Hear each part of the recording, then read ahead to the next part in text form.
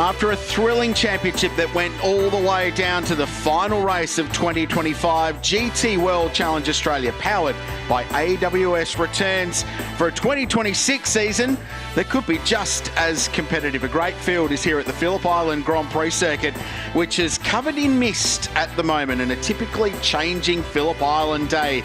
Conditions are going to be the talking point as we count down to qualifying. Pole position for both races up for grabs over the next half an hour or so. Richard Craill and Nick Percat with you in commentary for this. Before we hear from our racing car driver for his viewpoint on these conditions, let's hear from our team in pit lane, and we start with Charlie Barlow. Thanks, Krause. A very exciting time, although the rain is getting a little bit heavier here in pit lane, and Sergio Perez and I are watching on. Brendan Leach joins you this year. Very exciting times. But let's talk about that belter of a lap that you did yesterday. 27.1. What's changed in Sergio Perez's world? Obviously working with Brendan is pretty special. Having a pro to give you some good tips helps. So super happy with that lap, but conditions have changed totally, so we can forget all that. And as you said, working with a pro driver, with Brendan, a lot of coaching going on, and it seems to be rubbing off. Yeah, a lot of coaching, and he's a Kiwi, so hopefully he's going to be good in the rain, and he's giving me some good tips, so hopefully that'll show in our qualifying session as well. Another congratulations to you. 10 years in motorsport, 5 years in this category. What keeps you coming back? I love it. The competition, but also the camaraderie between not only our team at Zagani Motorsport, but the other drivers on the track. So it's my time away from work, and I absolutely love it. It's fantastic to hear. So good luck to Sergio, of course. Great weather for ducks, and apparently Brendan Leach as well. Yeah, not wrong. Thank you, Charlie. With Sergio, who's one of the great characters in the paddock. And g'day to his good mate Marcel Zalur and teammate, who I'm sure will be watching on from back in Sydney. Nick Percat's with me. The ducks and the Cape Barren geese here will be happy in these conditions, Nick. But from a race car driver point of view, I would imagine that if you're a driver right now and you've got a GT3 car with a wet Pirelli and lots of aero, you're probably happy. Wind the traction control up, bit of ABS, off you go. That is one thing, you know, people like Ryan Wood, for example, he's coming from the supercar, big, heavy, powerful car, overpowered, under-tired, and now he's in a beautiful GT3 car, and he can wind up that ABS to help his braking, and if he's a bit happy on the throttle, he can wind up the traction control, which a man of his skill, he's obviously probably not going to do, but I bumped into him and he goes, "What do you reckon? Have you driven around here in the wet?" And I'm like, "I have, but it was so long ago, and they've resurfaced, you'll be fine." Yeah, that won't be a problem. I wouldn't have thought. There are some of the wildlife out and about. It's been a crazy morning. We've been on air for just over 2 hours, and we've seen bright sunshine. We've seen a dry line develop, believe it or not, but these are full wet conditions now. What changes are they going to be making to these cars to adapt to this? I imagine we all kind of had a thought there'd be rain this morning, but we all thought it'd be drying by now. So I imagine they've got a full wet setup in the cars, you know, take a little bit of camber off them, soften the cars off. That's the main thing. Get the car nice and soft so it works the tyre hard, generates that heat. And to be honest, you always see the good wet weather drivers rise to the top. It doesn't matter what car they're in, where their speed was in the dry. The wet weather specialists, they can get it done. One man who spent plenty of time in a wet pit lane here at Phillip Island is Greg Rust, and we see him again now. Thank you very much, Krause. I'm joined by Martin Short, who's with car number 1 here for Brad Schumacher, and Brock Feeney, who he works very closely with, as you guys know, in the Supercars Championship. How are you finding things? And they're after a couple of changes after Friday, weren't they? Yeah, it's been kind of a late call up to come and do this. So, yes, it's been awesome to get back into GT racing. I lasted it, I think, in 23 with 888 in the Merc. So, yeah, good to get back into the swing of things. Car didn't roll out super fast, so we've been tuning it. Yeah, yesterday, and then we made a good tune last night, but now it's completely different with the conditions. That was my next question. So we're kind of greeted with this just before the quali session gets underway. What sort of things will you try and give the guys? Can you give the guys for this session? Yeah, obviously a lot to do is with making the tyre work in these conditions. So pressure is probably the most crucial thing. Then yeah, normally soften the car up a little bit, but It was looking pretty dry until about 5 minutes ago. It was almost a dry line, so yeah, obviously not much time to change the car, so we'll be trying to get the tyres to switch on. Cool. Finally, lovely to catch up with you, mate. Supercars, which people can see on Fox and KO here, headed to New Zealand for 2 back-to-back rounds soon too. That's home turf for you, isn't it, originally? Yeah, exactly. I'm a Kiwi, so it's awesome to go back there, and it's been one event that I've been trying to win the last few years. So definitely keen to give it a good crack this year and win the Jason Richards. We'll leave you to it. He's about to walk in. That's because Brock Feeney is getting strapped behind the wheel of car 1 as we're getting set for a very wet quali session, guys. Rusty, thank you. The best qualifier in Australian motorsport at the moment in wet conditions in a GT car at Phillip Island. It is going to be something to watch, and Brock got a couple of poles in that car in GT World Challenge Australia last year. So the field set, the session not far away from starting. Before that, let's familiarise ourselves with the Phillip Island Grand Prix circuit. We got a great tour as well from a former Porsche champion who stepped up into GT racing, Oscar Target, our chauffeur for a lap of Phillip Island.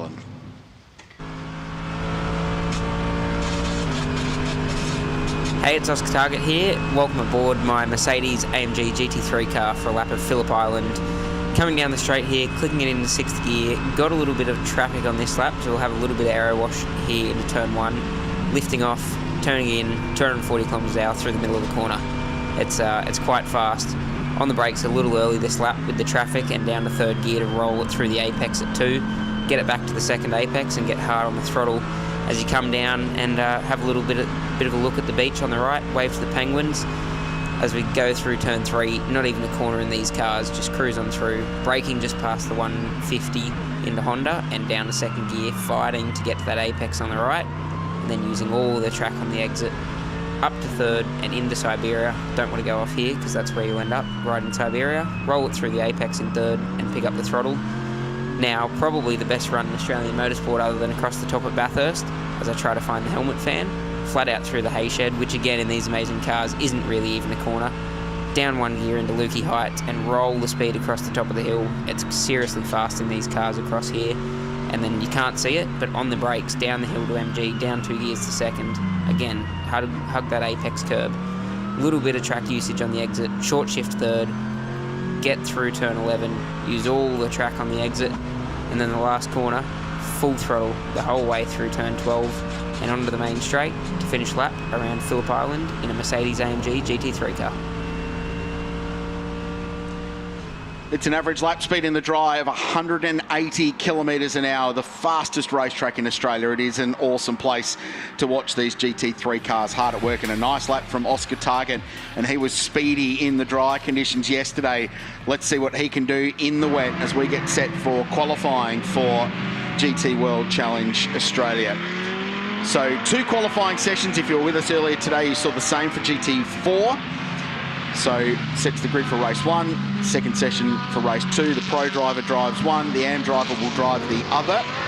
So 2 poles up for grabs over the next half an hour. Behind the wheel of these cars at the moment are the pros as well. So we see Ryan Wood out there in the Wolfbrook Audi just going through. Brendan Leach, the speedy Kiwi, who should be very fast in these wet conditions, will be in and among it in car 44, as Sergio Perez said at the start of the session. Thomas Randall is there in the Castrol team BRM car that was really quick yesterday in the hands of he and Mark Rosser. Josh Hunt behind the wheel of the McLaren. Tony D'Alberto. Josh Buchan for Zagami driving with Cameron Campbell in the Ferrari. Paul Stokel is out there. Brock Feeney we know. And Will Davison making a return to GT racing. A little cameo a couple of times in these cars, but in full time in the OnlyFans car with Renee Gracie this year. They've stepped up to Pro-Am in a Ferrari. And that is going to be a fascinating combination to watch. And of course the other driver as well will be Jaden Ojeda, a race winner last year, and Jackson Evans for Arise Racing GT in the Ferrari. So that's the scene. 12 minutes to go and pouring rain, lots of spray, and a slippery Phillip Island Grand Prix circuit. And how this one plays out, Nick Percat, is anybody's guess right now. Absolutely. It's by far the wettest we've seen so far this morning, and again, we now can't see out the commentary box, and the boys are doing like what I loved about watching Davo and Wood just then. They're on their outlap, and they're on opposite sides of the track, hunting for the grip, and Will would have been looking in his mirrors to see where Wood was driving, and Wood's got a clear shot of where Will's driving. So that's just showing you what the drivers are doing out there to try and learn off each other to maximise the session. Difficult conditions for everyone out there. Spare a thought for our TV crew as well. Technology tends to not like the rain, so they're pushing on. 11 minutes and 40 seconds to go. What approach, if you were in debrief in Supercar Land last year and you'd spent all Friday tuning your car to the dry, and you got to the end of the day and went, you know what, we're in pretty good shape, and then you wake up Saturday morning and it's this. What approach do you take? Is it just like, oh well, it is what it is? Or do you have a plan B? Do you have a backup to go to? You know, these teams, they're very professional and they're on top of their game. So I'm sure in their pre-brief leading into the event that they're looking at the weather, the chance of rain. So they would have had option setups already, you know, in their pre-brief notes. The mechanics would know if it rains, what they need to do to the cars. And it's simple things like rain next to the window, anti-fog the window, make sure fans are working to make sure the driver can see. And then obviously what they need to do to the setup of the car. But generally, if you've rolled out fast in the dry, your car balance is still going to be very good in the wet, especially in the higher end GT3 classes like we're showing today. So I would imagine it's going to be similar people, but you know, for me, a bit of a smokies. Oscar Target. I think he's a very talented driver. And I'm looking forward to seeing what he shows us because, like I said earlier today, they all tested here last Monday and it poured all day. So they're probably more familiar with the car in this condition than they were in the dry yesterday. Equivalent session last year with the pros driving. Italian ace Dorian Boccalacci did a little cameo in a Porsche for EMA Motorsport and put it on pole with a 1:25.5, which is a lap time is very speedy for a GT3 car here. Out-qualified Alex Peroni, who was in the Team BRM car, by half a tenth. Jaden Ojeda was third, Jackson Evans fourth, and Brock Feeney was fifth. So that was the equivalent session. We're not going to see anything like those kind of lap times today, of course, in the rain, but a little bit of an example for you. Will Davison has gone quickest on his first flying lap, 1:49.5. Ojeda and Leach. Traditionally, GT racing, the Mercedes-AMG platform is a very good wet weather car. Longer wheelbase, engine at the front, drive at the back.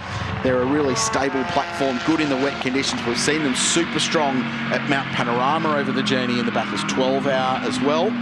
So that's going to be one to watch. Tagani Motorsport have stepped up this year with, as the official Mercedes-AMG performance team in this part of the world, multiple car program, fighting at the front in Pro-Am with 3 cars, and they've got the AM-class Porsche they're looking after as well with Luki Yulden behind the wheel. He's a guy that knows a Porsche.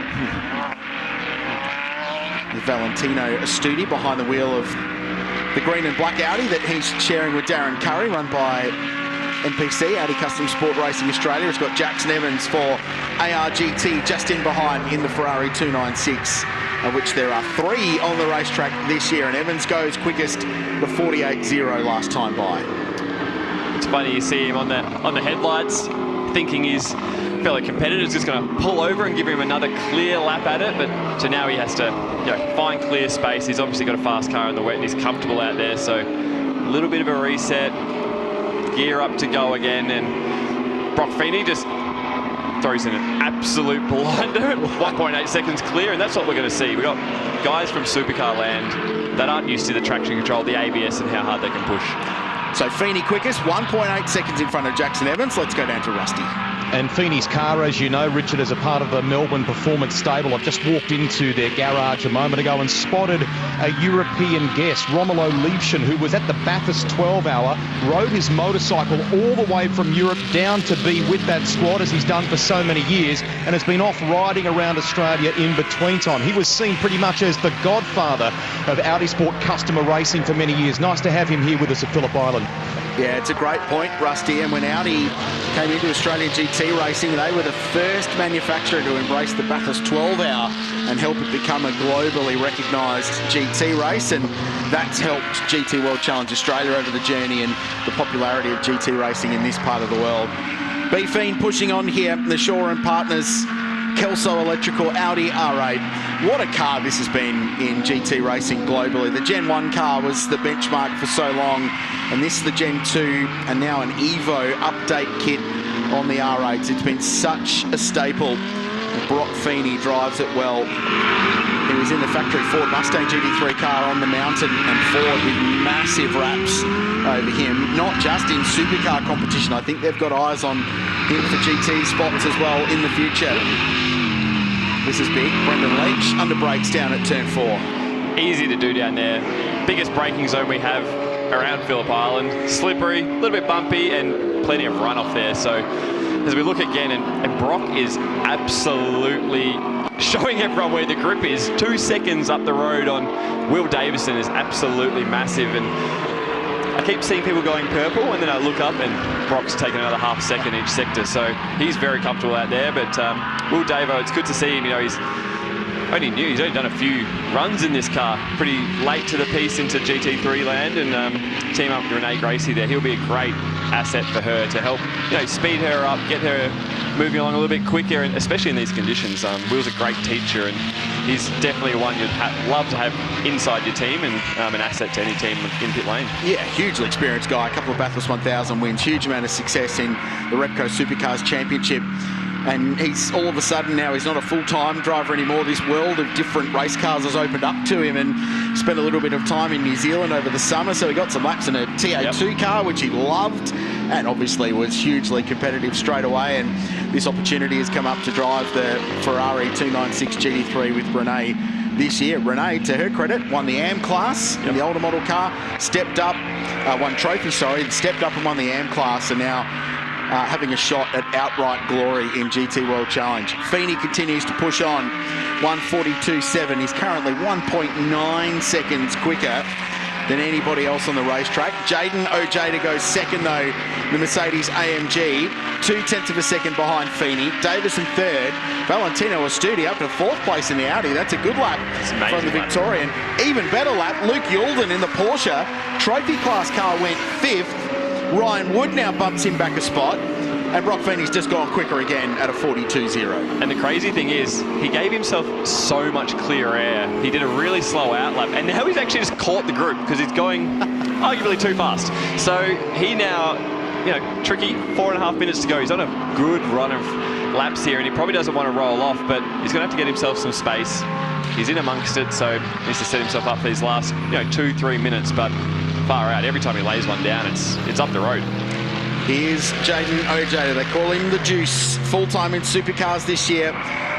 Relishing that opportunity at Premier Racing, a team on the up, representing Chevrolet. He's on a good lap. Purple in the first sector. Charlie? Speaking of a family and coming and being at a racetrack and enjoying everything that Phillip Island has to offer, I've found Rihanna Cree and Will Davison's wife and little Dashy as well being here trackside. Do you ever spend a weekend at home, Ree? Actually, no, not at the moment, Charlie. We've been on the road since almost November last year at the Adelaide 500, but it's what we do, it's what we love. Dash is just part of the family at every racetrack now. I think he's been to more racetracks than most children at 2.5, so what's another racetrack for the weekend? And it's really cool, of course, seeing Will back out there, GT with Gracie as well, doing really well, and also battling with his old supercar teammates. Yeah, it's a really exciting, program for Will to be able to get back behind the wheel of a car for the entire season with Renee. Will and I have known Renee since she was a kid, in Dunlop Super 2 and coming through the ranks. So it's a really cool full circle moment. She's impressed me so much with how much she has put into this program over the last couple of years, and for Will to just be driving a Ferrari on the weekend, it's not a bad job.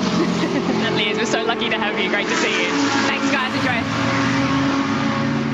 Charlie Barlow talking to one pit reporter to another down there with Rihanna Cree in pit lane. Ree ran a marathon last week, which is just a huge accomplishment up on the Gold Coast. So congratulations to Ree for completing that. She was a bit sick beforehand, but pulled herself up for it and did an awesome job. So well done, Ree. Jaden Ojeda went quickest. You saw the lap while we were hearing from Rihanna and Charlie down in pit lane. 8/10 to the good on Brock Feeney on a circuit now that is rapidly evolving with 2.5 minutes to go in this session. And there's bright sunshine out. Just remarkable stuff.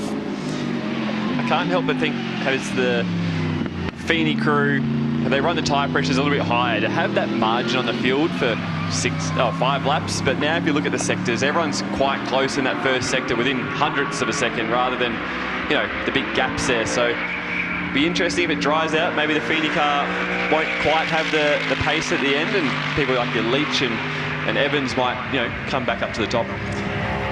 Here's Ojeda, fastest in the middle sector of everyone and more improvement, 1:40.2. And they're still taking massive chunks of time out. Brendan Leach is on an even better lap. His teammate is a little bit further down the road and has just started a flyer, so he's gone quickest than anybody in the first sector. Here's Ryan Wood.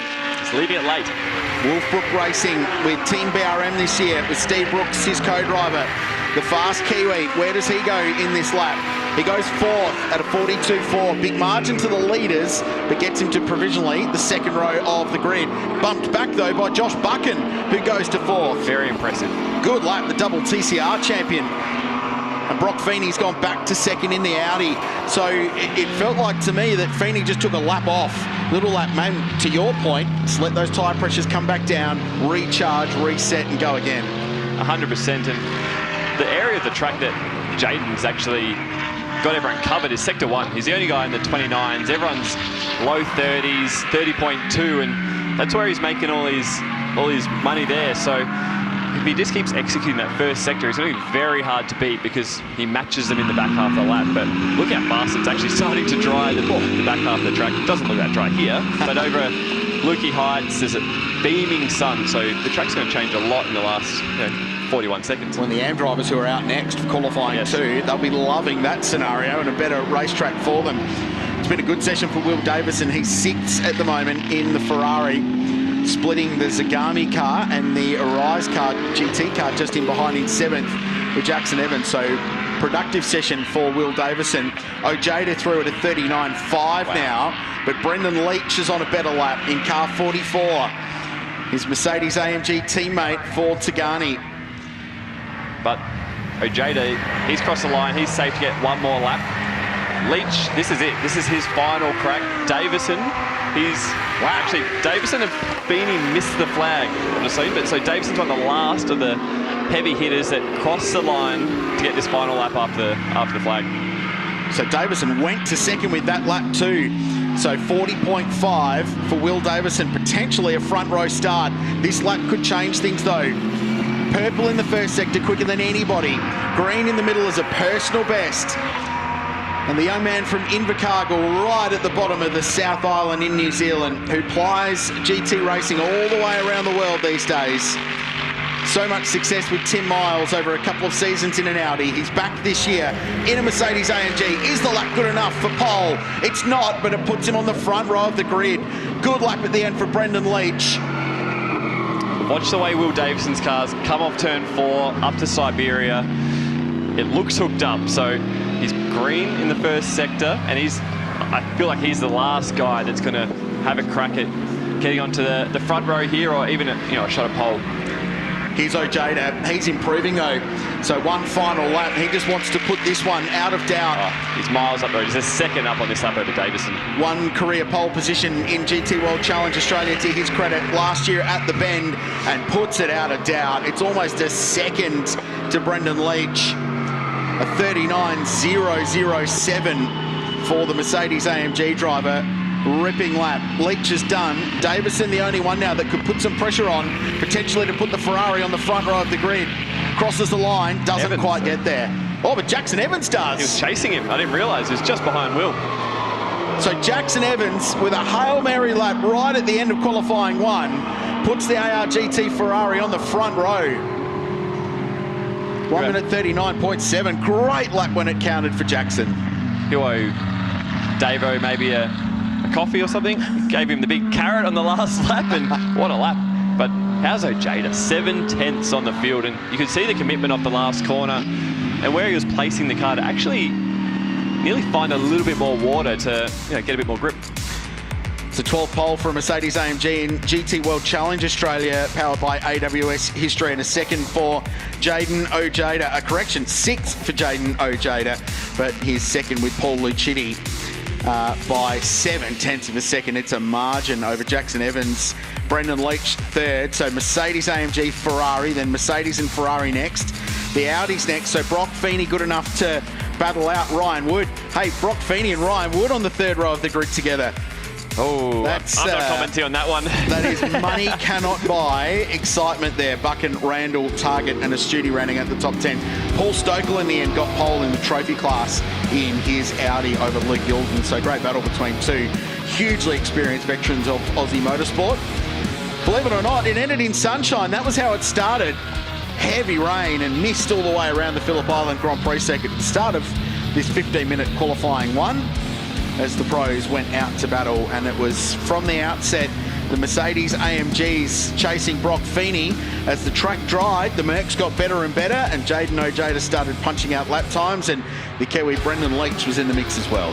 100%. I think it's what you touched on earlier, that the Mercedes is a very comfortable car to drive. So in tricky conditions, it's very slippery. That car balance and the way that Mercedes-Benz go about it is definitely a car all us drivers would like to be in. Obviously, Jaden's vastly experienced in that car, and he has just shown us how fast it can go in the wet. And Leach is, he's exactly doing the same thing, and it's a credit to them. They've put on a really good show there.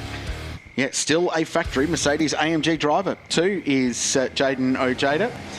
So he's kept that despite his full-time supercars career. So the drivers now getting plugged in for qualifying 2. So the AM drivers will take over these cars.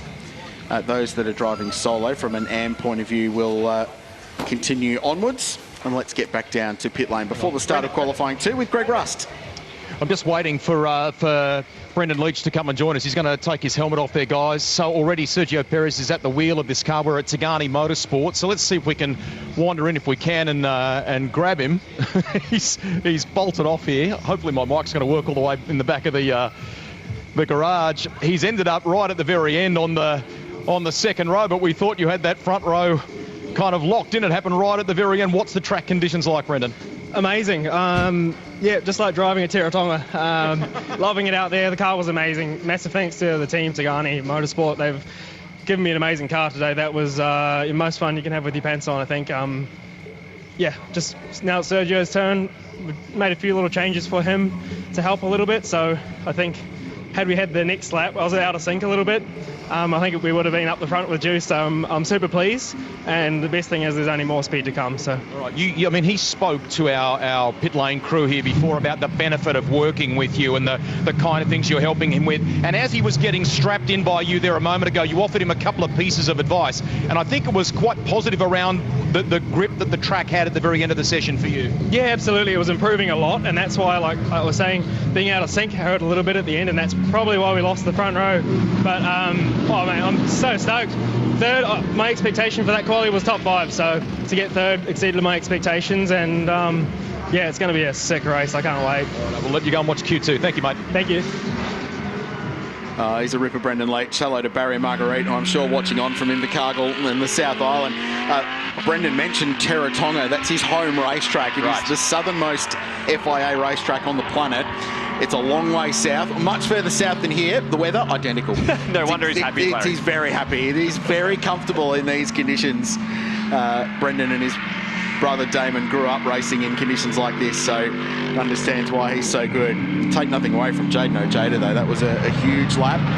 First couple of cars rolling out now for qualifying 2. So Brad Schumacher is out. Sergio Perez is out. Brad takes over from Brock Feeney. Sergio from the man we just heard from in Brendan Leach. Steve Brooks is behind the wheel. The man from Christchurch, another South Islander, out in car 88 taking over from Brock Feeney. Mark Rosser behind the wheel of the Castrol Team BRM car taking over from Thomas Randall.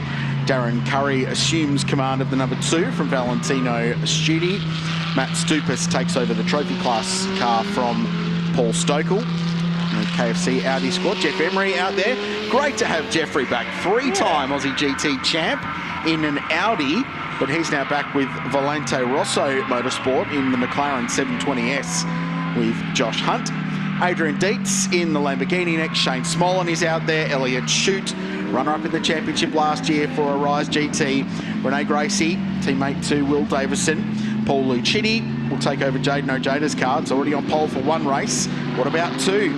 And Cameron Campbell gets his first taste of a full-blown GT3 car in the wet in qualifying conditions. Josh Buchan did a nice job in that car in Quali 1. And Nathan Holstead takes over from Luke Yilden in the Porsche. So they're the 15 out for qualifying 2. Another 15 minutes It's the AM driver's turn, Nick Percat, so they now get an opportunity in these conditions at Phillip Island. I like what they've done with Brad Schumacher here. They've rolled him straight out as soon as that light turned green. Because look at the weather coming in, and we saw earlier the GT4s how much slower the track went during that little red flag period we had. So they may have just rolled the dice here, got him out as quickly as they could for the track condition. But the one thing I am noticing is facing is he's caught the tail end of the guys coming out of the pits after him pretty fast. So, but it could honestly be a really good move by that team. It's Renee Gracie behind the wheel of the Ferrari 296 GT3. 3 Ferraris on the grid this year. We should say that Steve Wyatt and Jordan Love will return later in the championship as well. Some commitments kept them out of this round, but they will be back. They tested in the lead up to it, so that's the second ARGT entry. Oh, this is hairy. Brad Schumacher trying to work his way past Lucchini, and in the mix of all that is the vastly experienced Jeff Emery. So McLaren and Ferrari, well, it's not Formula 1, and actually Audi as well. So it's not F1, don't worry, but you can watch the Japanese Grand Prix on Fox and KO later on this afternoon. On KO, Nick, you can get the split screen thing going. Oh. So I highly recommend a bit of Japanese Grand Prix commentary on one side, Shannons SpeedSeries on the other. Watch them both. You can do that with technology these days. I'll let Bailey and Nelson know to fire that up. He loves his motorsport, that dog, so... Don't feel like you need to watch just one. You can watch both on Fox and KO. It's cool. That's coming up later on this afternoon. As we roll down into through the mist again. It is changing so quickly today, and heavy rain once again at the Phillip Island Grand Prix circuit. So Brad Schumacher's 44.7, his first fly. He'll be hoping it rains really hard now. That might be the money lap. I'm looking at the sectors, and he's 5 odd seconds up the road because it is absolutely coming down now. And he got out there with the back end of he called it the group, so he cost himself maybe a second or two in the last few corners. But yeah, that might have been the very good move. Let's go down to the lane with Jackson Evans. We say hello to Chris Stubbs. Thank you very much, Richard. Yeah, Jackson alongside me. Jackson, that was a Hail Mary right at the death. You've got yourself a front row start. Talk us through it. Yeah, look, obviously a difficult session for everyone. Obviously having dry practice yesterday, rolled out then, and obviously it was pretty wet. So we had a lot of backward planing at the start of the session. So we knew the track was probably going to evolve a bit, and I was stuck in a lot of traffic, stuck behind one of the NPC Audis or something like that didn't seem to want to let me pass. But I mean, everyone's out trying to do their own qualifying laps, but thankfully I got past, and on that last lap had some clear track and was able to secure a front row. We don't want to talk about negatives, but people that are watching at home that saw the end of last year, it was such a heartbreaking finish. The penalty effectively costing you and Elliott the championship. I spoke to him here the other day. Redemption, you guys, it's still in your mind, isn't it? Yeah, for sure. Look, we had a really good campaign last year, the last 2 years together, and I really enjoy working with Elliott, the whole ARGT team. And we unfortunately had a small mistake in that last race, and that was not just through Elliott's mistake, but maybe some stuff within the team that we could have communicated. So we all took it as a team, and you win as a team, lose as a team. So we're back, and hopefully we can go one better this year. That's it. The tough times only make the good ones even sweeter. Jackson, thanks for your time. Awesome, thank you, mate. Charlie. Thanks, Stubbsy. I had to drag him away from the timing monitors as well as looking at the racetrack. Will Davison, congratulations. P4 in your very first qualifying session in GT World Challenge Australia. Yeah, thanks. That was a good fun session. I had a blast out there. It's pretty treacherous, but it was getting drier and drier throughout the session. So I think I knew it was going to just being on the driest track with the right tyre pressure. I think we were probably better when it was raining heavier. The last lap was a good lap, but the pressure had gone over a bit. But it's fun. You're just searching for grip, and you're really doing some weird go-kart lines to try and get off the rubber. But as it was drying, you get a bit greedy, try and start getting back to the normal dry line, and then you have a big moment. And I love those sessions where you're just constantly searching. Every lap's a bit of an exploration. So all in all, a solid start. Trying to give Renee some advice now, try and give her some confidence, and hopefully she can have a good run now. And that's what I noticed, Will. As soon as you you hopped out of the car, you went straight over to Renee and you just gave her a big download. It was really wonderful to see how much you're really enjoying coaching her as well.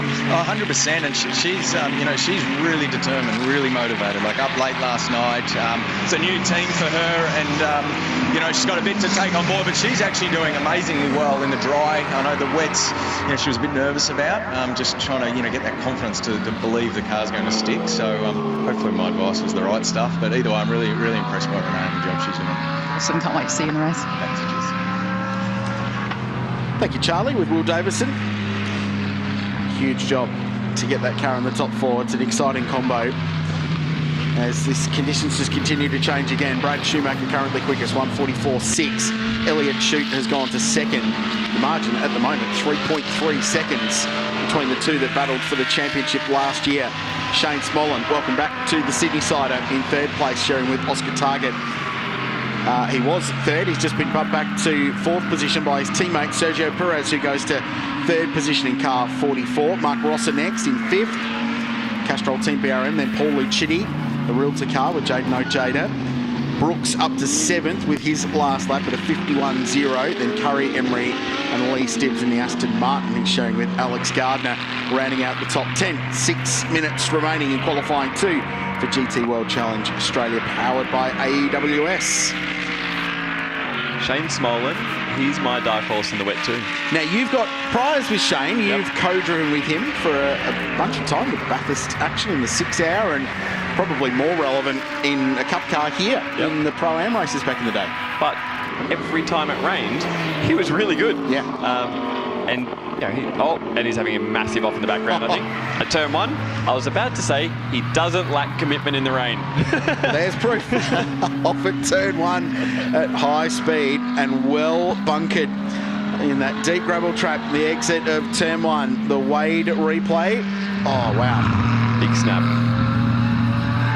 What's that feeling like when that happens?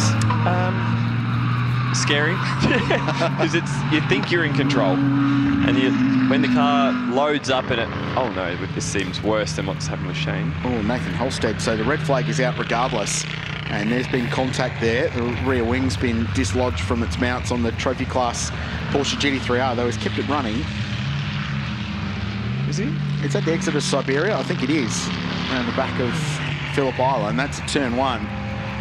So 265 k an hour approach, in dry conditions at least, for a GT3 car down there. And drivers were saying yesterday in the dry, with that massive headwind that there was in practice, that it wasn't even a brake. You could just lean on the aero of the car, lift off a little bit, get the car settled and tip the thing in. That's how much commitment is required down there. So this is good news for Holstead. He's had some contact, so he will have to go to the lane and get some service regardless, but feels like he might have got away with one there. The bigger recovery is going to be down at turn 1 to get Shane Smolin out of the gravel trap. This happens a lot, by the way. You're new full-time in commentary and you start saying nice things about someone and then they go and fire it off the road like that. So just don't feel bad about it. Curse. Well played. Don't feel bad about it. But like I was saying, in the wet in a GT3 car, it takes the smallest little loss of grip, and the easiest way to describe it, and you have this situation like Shane's had. So you think you've got the right amount of load on that rear tyre, but just you could be 5 centimetres too wide, and like I said earlier, you hit the shiny part of the track and it's all over. So a big snap like that at over 200 kilometres an hour, that'll get your attention. And is that the kind of moment that you could be the greatest driver in the world, you're not catching it? 100%. It's happened and gone in an aero car before you know it, and that's why when we see replays of, I saw one yesterday actually, of Leclerc and the Ferrari had a massive snap at Suzuka, and from the outboard it doesn't look like much, but when you watch the onboard, that's a massive moment in an aero car. So yeah, once it's happened, it's generally too late, and the recovery vehicle's doing a very good job here. Mighty Ford Raptor, is it? It is. The Ranger Raptor's doing a nice job. Struggled a little bit there, but then the four-wheel drive kicked in and got Shane out. 3 minutes to go in qualifying 2. Let's go to Stubbsy. Thank you, Nathan's co-driver here, Bathurst winner Luke Yuld. And I'm not sure if you've seen what happened yet or if you have any understanding, but that's a tough hit. Yeah, I mean, it looks like he's probably gone in on the exit of Siberia, front then back. So he's obviously driving it back. There's a bit of wing damage, of course, but we'll get that fixed. It doesn't look too bad in the front as long as it hasn't done a radiator or something. But tough conditions for Nathan. His first GT round, or pretty much since 12 months ago. So big learning experience, especially at a track like this. So we've seen you at a lot of Shannons SpeedSeries rounds over the recent years. Back driving though, how is it for you? Oh mate, I'm peaking. Like I'm so excited. I haven't driven anything in a full-time basis for 4 years since Carrera Cup in 22. So you don't realise how much you miss it till you come back. So especially in a car like this, a Porsche, and a circuit like this, it's just amazing. So the commitment needed. I'm pretty close. We've been reasonably quick outright, to be honest, in the old trophy car. So I'm looking forward to the race. That's it, fastest of the trophy cars. What have you been saying to Nathan so far in terms of that driver coaching side of the partnership? Yeah, look, it's just trying to build up his confidence, really. I mean, these cars take a lot of commitment. I don't think people realise how fast they actually are and the commitment needed. You're not even, there's no brakes at turn one. You don't even lift all the way off. Like it's amazing commitment to do 240k an hour through a corner like that. So building up an amateur to be able to do that is, that's going to be the fun bit this year. Great to have you back. No worries, thank you. Good to be back. It's a great chat. Porsche's chief driving instructor in Australia now, so heads up all of the Porsche Sport Driving School experiences up in Queensland and all the way around Australia. Hugely experienced guy, Bathurst champion, of course, massive career, and great to see him back behind the wheel. So just over 60 seconds left in this session. It's not going to progress any further. They have declared qualifying 2 done and dusted, which means a 5th career GT World Challenge pole for Brad Schumacher by a massive margin of 2.2 seconds in the end. And just to add to the subplots that we've been talking about all the way through the weekend, the 2 cars that battled for the championship at the end of last year, they're first and second on the grid for this qualifying session as well. So that just sets it up nicely when we roll into race 1 and then race 2 tomorrow. 1 hour races in GT World Challenge, compulsory pit stops. And today's one's even better because there's no pit stop time in race 1 of the season. There's no performance adjustments for success today. So it's a clean sheet of paper, fastest car wins, and see how it all plays out as we recap the results at the end of qualifying number 2.